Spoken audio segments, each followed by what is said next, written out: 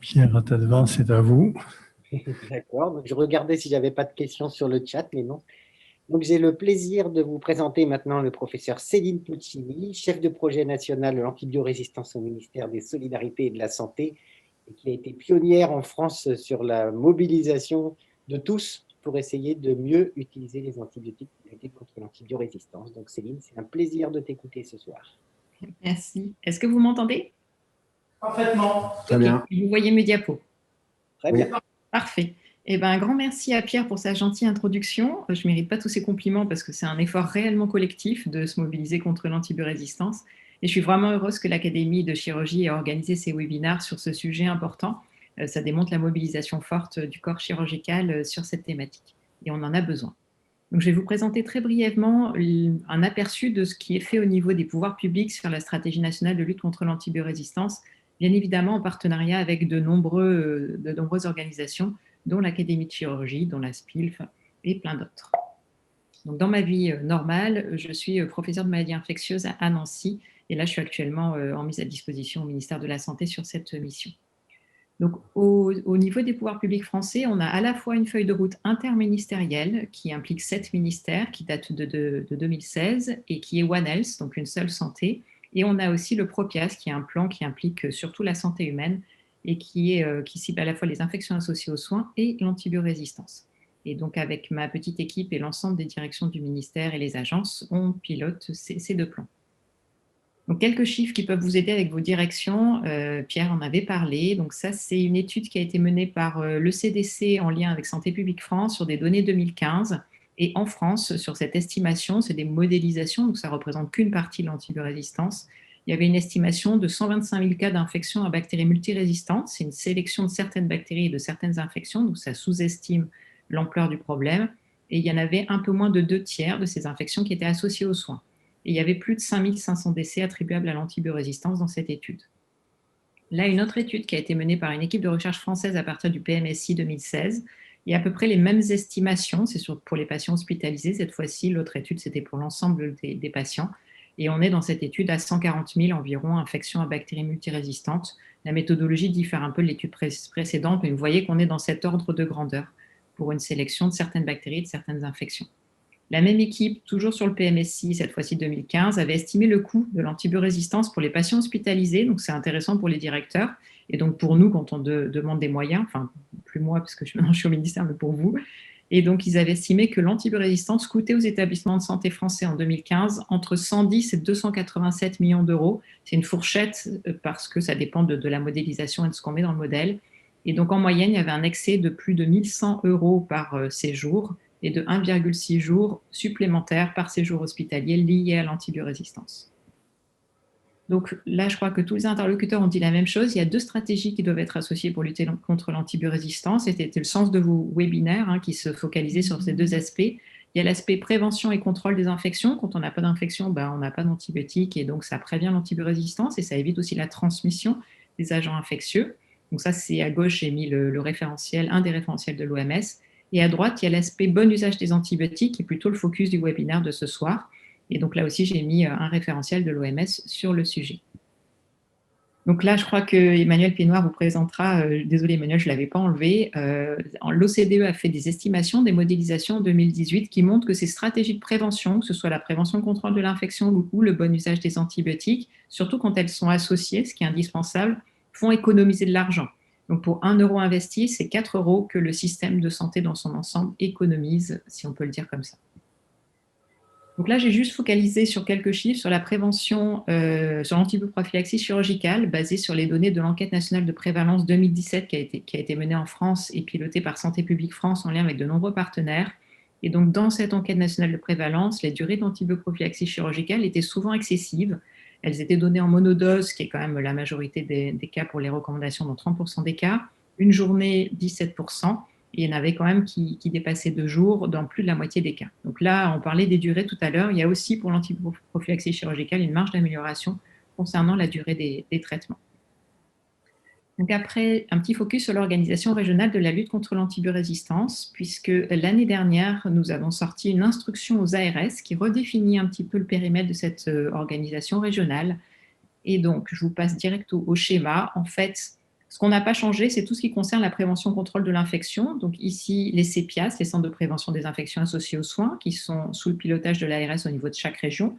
Ça, on n'a pas changé. Donc tout le côté, avoir des équipes opérationnelles d'hygiène dans les établissements, ça reste, et avoir des correspondants en hygiène.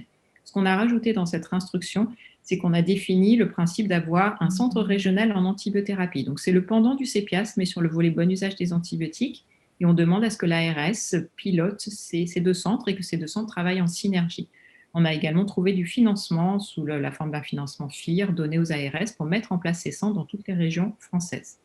Également, la nouveauté dans cette instruction, et Pierre en a parlé, on a demandé à mettre en place des équipes multidisciplinaires en antibiothérapie, au moins une par GHT. Ces équipes sont composées d'infectiologues, pharmaciens, microbiologistes et infirmiers au minimum. Après, la composition est libre. Et on veut qu'elles agissent dans les 3 secteurs de l'offre de soins et qu'elles coordonnent quelque part la politique de bon usage du GHT sous le pilotage du Centre régional en antibiothérapie. On a gardé le principe des référents d'antibiothérapie que vous connaissez bien. Il doit y en avoir au moins un par établissement de santé. Ça reste, il n'y a pas de souci. Et les EMA peuvent venir en appui de ces référents si besoin. Et là aussi, une nouveauté qu'on a introduite, c'est la notion de correspondant en antibiothérapie dans les établissements de santé, donc le même modèle qu'on a pour l'hygiène, adapté au bon usage des antibiotiques. Si vous êtes intéressé par cette thématique, je vous conseille fortement d'aller lire cette instruction, parce qu'il y a plein de nouveautés, et ça peut vous servir pour déployer la politique de bon usage dans votre établissement et dans les autres secteurs de l'offre de soins. Ensuite, on travaille également sur l'information des usagers, des patients et des professionnels. Donc, il y a des actions de com qui sont en préparation. La bonne nouvelle, c'est qu'on a confié à Santé publique France une coordination d'une campagne de marketing social, donc une campagne de com, qui normalement, si tout va bien, s'il n'y a pas de surprise due à la Covid, devrait cibler en fin d'année les professionnels de santé et l'année prochaine le grand public. Donc, ça va être vraiment une grosse campagne de com. Et on espère ensuite la maintenir de manière pluriannuelle, un peu sur le modèle de la semaine de la vaccination. Et ce sera lancé normalement en novembre, puisque c'est la semaine de l'antibiorésistance a lieu en novembre au niveau international. On a également un logo que vous voyez sur toutes mes diapos qui est utilisable en accès libre par tout le monde, qui est One Health et qui représente le caractère précieux et un peu développement durable des antibiotiques. Donc, n'hésitez pas à l'utiliser si vous le souhaitez. Et vous pouvez le télécharger sur le site du ministère et vous avez l'adresse en dernière diapo. On essaie également de faire la communication au niveau pouvoir public. Donc, on a de temps en temps des colloques interministériels. Le dernier était en 2019. On essaie de faire des dossiers de presse communs en novembre ou des actions coordonnées de communication à défaut. On fait pas mal de communication digitale en novembre lors de la Semaine mondiale de l'antibiorésistance. Il y a également des documents que vous pouvez utiliser si vous voulez communiquer ou dire ce que les pouvoirs publics font. Donc, on a une brochure de 6 pages. Tout ça, c'est disponible sur notre site qui est en français et en anglais, qui présente un petit extrait de mesures innovantes menées par les pouvoirs publics. Et on a aussi un rapport annuel tous les ans qui est publié. Il vient juste de sortir. Il est téléchargeable sur notre site. On a également développé, en lien avec des partenaires régionaux, un espace thématique sur santé.fr à destination du grand public qui explique les principales infections rencontrées en ville et les moyens de prévenir l'antibiorésistance. Donc, c'est un espace qui s'appelle Antibiomalin. Ce n'est pas tellement pour les chirurgiens, mais c'était pour vous donner un aperçu. En tout cas, il est utilisable par tous, que ce soit le grand public, les patients ou les professionnels quand ils souhaitent communiquer avec les patients et appuyer leur communication avec des messages institutionnels de bon usage. On fait également la promotion de e-Bug. E-Bug, c'est des ressources éducatives à destination des élèves de primaire, collège et lycée et à destination des enseignants et des parents, mais ça peut être utilisé aussi pour d'autres choses. Et c'est sur les microbes en général. Donc, il y a l'antibiorésistance, mais pas que. Il y a aussi les vaccins, il y a l'hygiène, il y a le One Health, enfin, tout ce qui a trait aux microbes. Et c'est disponible gratuitement en ligne. Il y a un module de formation pour les enseignants pour que les enseignants s'en servent plus facilement. Il y a aussi des ressources spécifiques pour le service sanitaire des étudiants en santé. Et concernant ce service sanitaire, on avait dans l'instruction que je vous ai citée tout à l'heure, incité les acteurs régionaux à se saisir de ce levier pour le déployer en région sur la thématique prévention d'antibiorésistance. Depuis 1 an, on a animé un groupe de travail avec des représentants d'enseignants, d'étudiants et Santé publique France pour avoir des ressources un peu clés en main que les acteurs régionaux pourraient utiliser. Ces ressources sont centralisées sur le site Matisse de la mission REPIAS. J'ai une diapo plus tard qui vous montre le site. Et la bonne nouvelle, c'est qu'on a réussi à inscrire cette thématique de prévention des infections et de l'antibiorésistance comme 5e priorité nationale du service sanitaire. Donc maintenant, c'est une vraie forte incitation à déployer ça sur l'ensemble du territoire français. En termes de formation, on travaille, c'est un gros travail, mais on travaille avec tous les corps professionnels, que ce soit médecins, sages-femmes, pharmaciens, dentistes et puis infirmiers pour avoir un socle de compétences minimales pour tous les professionnels sur ces aspects de prévention des infections et de l'antibiorésistance. L'idée est ensuite à terme de les intégrer dans les cursus de formation et dans les programmes. Donc ça, c'est en cours. Et sur la formation continue, la prévention de l'antibiorésistance sur ces deux volets, prévention, contrôle de l'infection et bon usage des antibiotiques, est listée comme priorité nationale du DPC. Donc normalement, vous avez accès à des formations, quelle que soit votre profession et votre spécialité. Et on est en train de travailler avec l'ANDPC sur un appel d'offres ciblé sur la prévention de l'antibiorésistance sur 21-23 avec un gros budget. Les chirurgiens sont ciblés par cet appel d'offres, donc on est en train de travailler sur le cahier des charges et il devrait être lancé cette année. Donc il y aura un vrai coup de boost sur les actions de DPC sur la prévention d'antibiorésistance. En ce qui concerne quelques actions bon usage des antibiotiques, alors là, ce n'est pas pour les chirurgiens, mais c'est l'information générale. On a voulu faciliter l'accès au Trodangine en ville. Vous savez qu'il est distribué gratuitement aux généralistes, aux pédiatres et aux ORL notamment depuis de nombreuses années, mais il reste sous-utilisé. Et donc, on a voulu impliquer les pharmaciens d'officine dans la réalisation du TROD. La mesure était opérationnelle en février de l'année dernière et on a dû la suspendre à cause de la Covid. Et pour l'instant, elle est toujours suspendue. On attend d'avoir un peu plus de visibilité sur la situation sanitaire pour lever la suspension. On a demandé également aux sociétés savantes, notamment la SPILF, de nous faire des recommandations pour savoir quel test qui donne un diagnostic en moins de 30 minutes au lit du patient pourrait être intéressant pour optimiser l'utilisation des antibiotiques en ville, en EHPAD et aux urgences. Et normalement, Pierre, je parle sous ton contrôle, vous devriez nous rendre votre copie pour l'année prochaine. Ça a pris un peu de retard à cause de la Covid, là aussi. On travaille aussi là aussi avec les sociétés savantes, dont la SPIL, dont la SFM et avec la HAS, sur des recommandations sur les antibiogrames ciblés. Donc ça peut concerner les chirurgiens, puisque ça va concerner au début les ECBU, mais après potentiellement tous les antibiogrammes. Et donc l'idée, c'est de rendre une liste plus courte d'antibiotiques sur l'antibiogramme pour orienter le prescripteur vers les antibiotiques de première intention. La HAS et les sociétés savantes devraient nous rendre leurs recommandations et leur travail pour la fin d'année. Et ensuite, on réunira les éditeurs de logiciels, puisque souvent les biologistes ont du mal à mettre en place ce rendu court à cause des logiciels qui sont des fois, le rendu est difficilement automatisable. Après, là aussi, ce n'est pas pour les chirurgiens, mais c'est pour l'information générale. Il y a beaucoup de choses qui sont faites par l'assurance maladie en ville, notamment auprès des généralistes, mais pas que, avec des visites des délégués de l'assurance maladie, notamment visant les gros prescripteurs, mais pas uniquement, avec une rémunération sur objectifs de santé publique et du paiement à la performance qui cible les généralistes. On travaille également avec des spécialistes de sciences comportementales pour améliorer le profil de prescription antibiotique qui est rendu aux généralistes. Et il y a également en ville ce qui s'appelle une ordonnance de non-prescription qui est disponible pour tous les prescripteurs, notamment généralistes et pédiatres, qui cible les infections virales les plus courantes. Et à la place de faire une ordonnance d'antibiotiques ou même de médicaments, le médecin peut délivrer cette ordonnance de conseil qui notamment liste la durée attendue des symptômes, qui est souvent un motif pour que les patients demandent un antibiotique à tort. Et elle est très appréciée, cette ordonnance de non-prescription, enfin ce document, pour faciliter la communication avec les patients. En termes d'action, prévention, contrôle de l'infection, là aussi c'est un aperçu parce qu'il y a beaucoup plus de choses.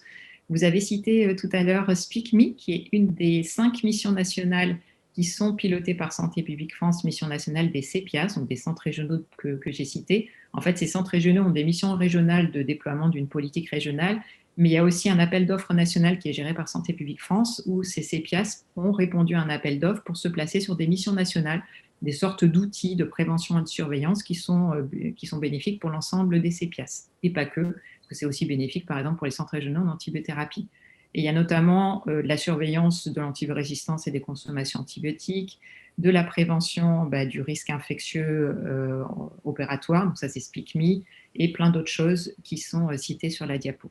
Et il y a un site qui s'appelle Repias qui liste l'ensemble de ces activités de prévention et de surveillance. Donc là, c'était pour rappeler qu'il y a une articulation en région très synergique entre le volet prévention-contrôle de l'infection et bon usage des antibiotiques. Également des choses qui sont faites par la HAS. J'ai cité que 2 choses, mais il y a plein d'autres choses, bien évidemment. Vous avez sûrement vu que dans la dernière version de la certification qui est sortie en octobre dernier, la prévention du risque infectieux figure en bonne place, donc toujours le volet prévention, contrôle de l'infection et bon usage des antibiotiques. Et vous avez sûrement vu aussi que dans IFAC, qui est donc le paiement à la performance des établissements de santé, il y a des indicateurs qui ont trait aux infections associées aux soins et à la prévention de l'antibiorésistance. Et notamment pour les chirurgiens, il y a un indicateur sur les infections du site opératoire qui va être opérationnel dès cette année. En termes de recherche, c'était une de vos questions sur l'innovation. Il y a un programme prioritaire de recherche qui a été lancé cette année, doté de 40 millions sur l'antibiorésistance, avec différents appels à projets. Et il y a aussi une cartographie des équipes académiques qui a été finalisée par l'INSERM. J'ai mis le site ici. Donc, c'est une interface nationale antibiorésistance. C'est un site ouvert à tous, qui est One Health, qui présente surtout les activités de recherche, avec cette cartographie des acteurs académiques en recherche et aussi des acteurs industriels. Et il est un petit peu plus large que juste la recherche, puisqu'il fait le lien avec tous les partenaires, notamment publics, qui s'intéressent à l'antibiorésistance. Sur le volet innovation et pénurie, c'était une de vos questions, on traite cette thématique innovation dans le cadre de ce qui s'appelle un contrat stratégique de filière. Donc, c'est un espace de discussion pendant une durée déterminée entre les pouvoirs publics, là en l'occurrence c'est le ministère de la Santé et le ministère de l'Économie, et les acteurs industriels. Et l'antibiorésistance est un des volets de ce contrat stratégique de filière sur la thématique innovation. Donc, comment faire faciliter l'arrivée de nouveaux antibiotiques sur le marché ou de nouveaux diagnostics, par exemple. Et on a également une sorte de pendant à ce volet innovation qui est de préserver l'arsenal thérapeutique existant sur le marché et d'éviter d'avoir des ruptures de stock, puisqu'on a quand même des gros soucis de pénurie d'antibiotiques, pas que d'antibiotiques, hein, vous savez que ça touche tous les médicaments, mais les antibiotiques font partie des classes les plus touchées. Et donc, on traite ce volet pénurie dans le cadre de la feuille de route pénurie de médicaments qui est portée par le ministère de la Santé, qui a été lancée en 2019, et également dans le cadre d'un projet qui est cofinancé par l'OMS et par la Commission européenne. Donc la France, les cinq ministères et 2 agences ont postulé et ont été retenus sur cet appel à projet. Et donc l'OMS et la Commission nous apportent leur aide technique pour nous proposer des solutions concrètes pour résoudre ce problème de pénurie d'antibiotiques dans une perspective One Health. C'est un projet qui dure 3 ans et qui a démarré en novembre 2020. En termes de surveillance, il y a également beaucoup de choses. Tous les ans, il y a une brochure qui est pilotée par Santé publique France en lien avec de nombreux acteurs qui présentent les consommations, les résistances et les mesures de prévention dans une perspective One Health qui est disponible sur leur site. Il y a également GEOD qui est piloté par SPF, qui est leur site qui présente les indicateurs de santé. Et il y a des indicateurs sur les infections, des indicateurs sur les consommations antibiotiques et sur les résistances, en accès libre avec plein de cartes et de tableaux téléchargeables. Et là, je remets donc le site des missions nationales des CEPIAS, puisqu'ils ont leur volet prévention et ils ont aussi leur volet surveillance. Et vous avez toutes les infos sur le site du REPIAS. Et enfin, on a plein de choses en cours. Je n'ai pas tout montré, parce qu'on a plein de choses dans les tuyaux. On travaille sur un tableau de bord des indicateurs prévention de l'antibiorésistance, notamment avec des cibles à atteindre. Donc, ça devrait être prêt, je pense, pour la fin d'année. Ça concerne toujours pareil le volet PCI et le volet bon usage des antibiotiques. Et on a une sorte de sous-groupe dans ce groupe de travail indicateurs qui se focalise sur des indicateurs IFAC prévention d'antibiorésistance qui seraient mesurés de manière automatisée. On a quelques idées pour les 5 à 10 ans pour avoir des indicateurs IFAC supplémentaires sur la thématique. On a également une réflexion sur les actions à mener, notre programme de travail en santé humaine 22-24. Donc, si vous avez des suggestions, n'hésitez pas à nous les transmettre. On remercie le CNP Infectiologie et la SF2H qui nous aident à animer cette réflexion en lien avec plein d'autres acteurs, bien sûr. On a travaillé aussi avec les chirurgiens dentistes pour qu'ils nous fassent des propositions d'actions concrètes. Et donc, ils ont bien bossé. On a plein de propositions sur lesquelles on est en train de travailler pour améliorer à la fois la prévention des infections et le bon usage des antibiotiques en odontologie. Pierre a parlé des durées de traitement. Et donc, la bonne nouvelle, c'est que la HAS est en train de bosser avec la SPILF et d'autres sociétés savantes pour avoir des fiches mémo qui devraient être disponibles en partie le mois prochain pour promouvoir les durées les plus courtes possibles d'antibiothérapie dans les infections courantes. On travaille aussi beaucoup à l'international. Environ 40% de mon temps est dévolu à l'international puisque antimicrobial resistance, comme l'a dit Nathan, est quand même un sujet très porteur. Et notamment, on coordonne une action conjointe qui vise à faire du partage d'expériences entre États membres et avec la Commission sur la thématique. Et enfin, Monsieur Joannet, je crois, le mentionner en début de réunion et je le remercie beaucoup. On a pris, donc, nous, ministères, contact avec de nombreuses organisations qui nous paraissaient potentiellement intéressées par la thématique et l'Académie de chirurgie a répondu présente. Et donc, on a maintenant un canal de communication fluide entre l'Académie et nous sur cette thématique, ce qui nous permet de faire du partage d'informations notamment et ce qui m'a permis d'être là ce soir. Donc là, c'était l'action conjointe dont je vous ai parlé. N'hésitez pas à les regarder parce qu'il y a pas mal de documents, dont des policy briefs qui proposent à la Commission, par exemple, de faire des actions un peu innovantes sur la thématique. Et ça, c'était pour mentionner que cette action conjointe a notamment validé, alors après, on est libre de l'utiliser ou pas, mais un symbole qu'on espère international qui symbolise la lutte contre l'antibiorésistance. Et n'hésitez pas à les regarder pourquoi c'est comme ça, le symbole, et à le fabriquer vous-même si vous le souhaitez pour faire la promotion de la lutte contre l'antibiorésistance. Et enfin, mes coordonnées si vous avez des questions par la suite. Merci beaucoup. Bon. C'était très complet. Ça montre comment tu as été active, comment la France a été active dans le bon usage des antibiotiques au cours des dernières années. On a l'impression qu'on est en train de rattraper du retard quand même. On essaie avec l'aide de tout le monde parce que on a vraiment besoin de l'aide de tous pour mettre tout ça en musique et pour nous donner des bonnes idées.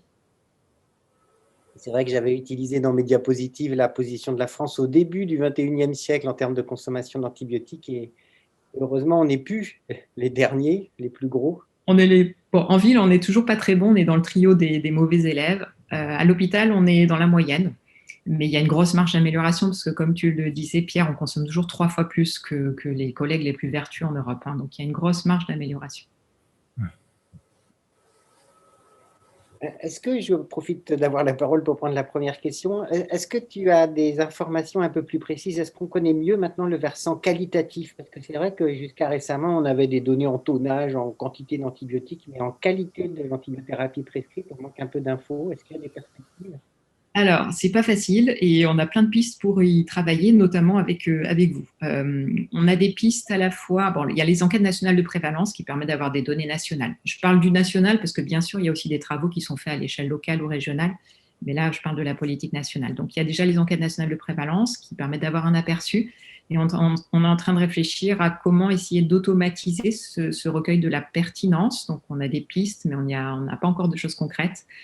Ça va nécessiter, je pense, 3 à 5 ans de travail pour avoir des choses un peu plus opérationnelles et automatisées. Et on compte beaucoup sur les centres régionaux en antibiothérapie pour essayer de nous aider à avancer cette réflexion parce que je pense qu'elle est vraiment importante.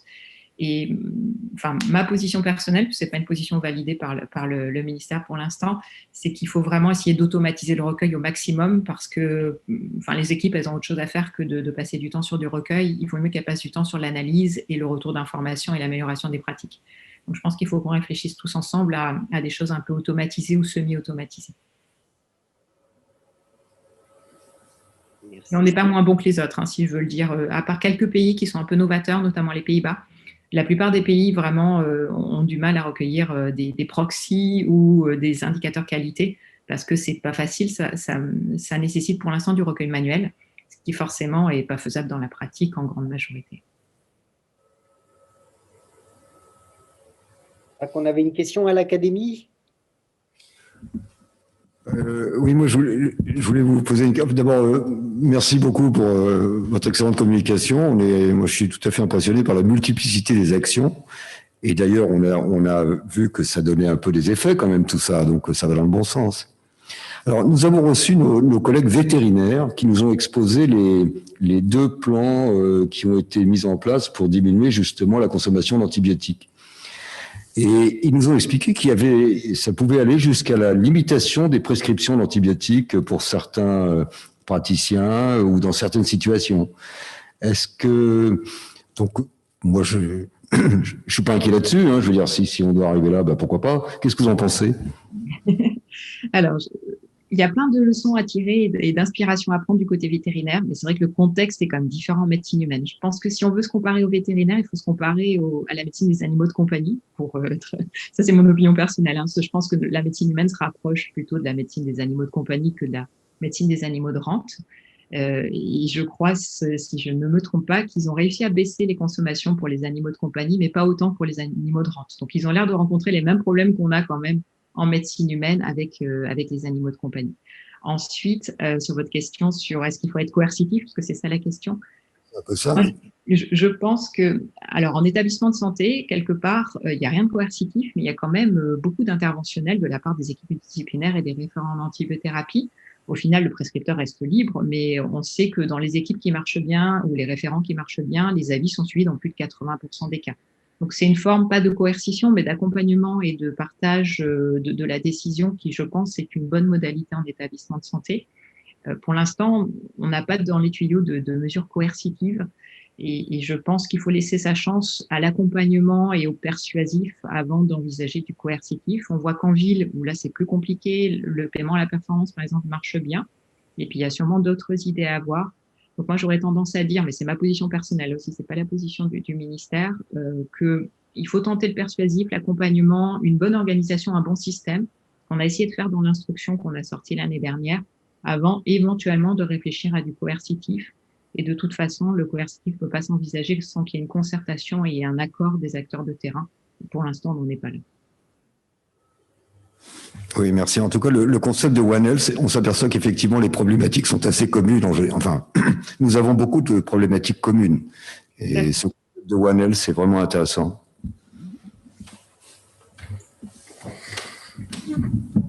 Céline, sans aller jusqu'au coercitif, mais tu as dû entendre parler de l'expérience en Afrique du Sud où ils font un espèce de permis de prescrire des antibiotiques que les médecins ils ont besoin de suivre une petite formation sur Internet une fois par an pour avoir le droit de continuer à prescrire des antibiotiques. Ça leur permet notamment de se mettre à jour sur les durées, par exemple, ou sur les résistances. Qu'est-ce que tu penses de cette solution ?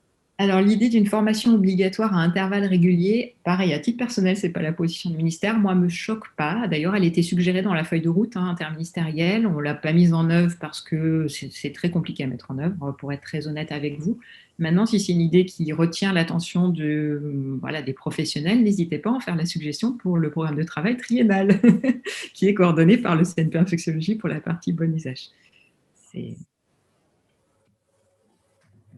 Souvent, alors ça c'est juste un petit mot, mais je pense que vous le savez, on est souvent confronté à la complexité du système en fait français, mais je pense qu'il n'y a pas que la France qui est compliquée, et les bonnes idées des fois souffrent d'un manque de faisabilité. Mais ne vous brimez pas, envoyez-nous quand même vos bonnes idées, parce que ce qui n'est pas faisable à intenter peut l'être à T+3. Et nos mauvaises idées, on les garde alors?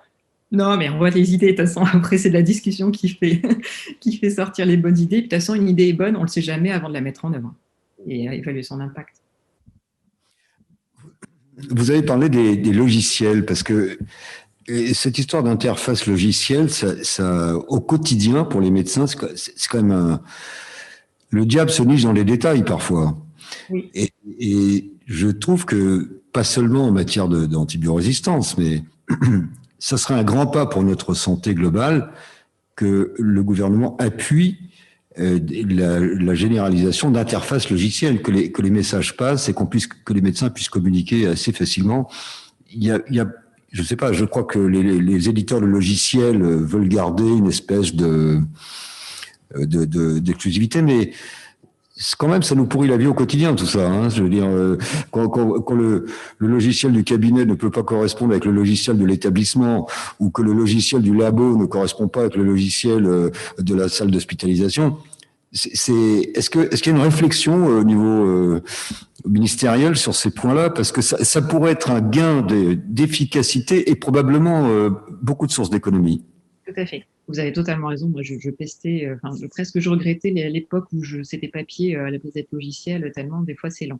Oui, il y a une réflexion du ministère, il y a même une feuille de route du numérique en santé qui est portée par une délégation avec laquelle on interagit pour essayer d'orienter pour ce qui est bénéfique pour la prévention d'antibiorésistance.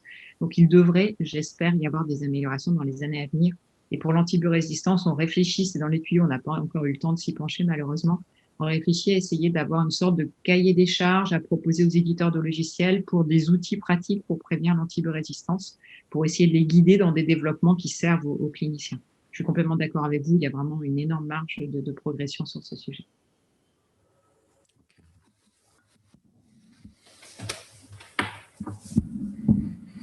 Une question en prolongation de ce dont on a parlé tout à l'heure sur la réorganisation finalement qui serait intéressante en post-opératoire pour permettre ce contrôle des infections qui pourraient être prises en charge avant toute antibiothérapie, mais qui sont très lourdes au point de vue organisationnel.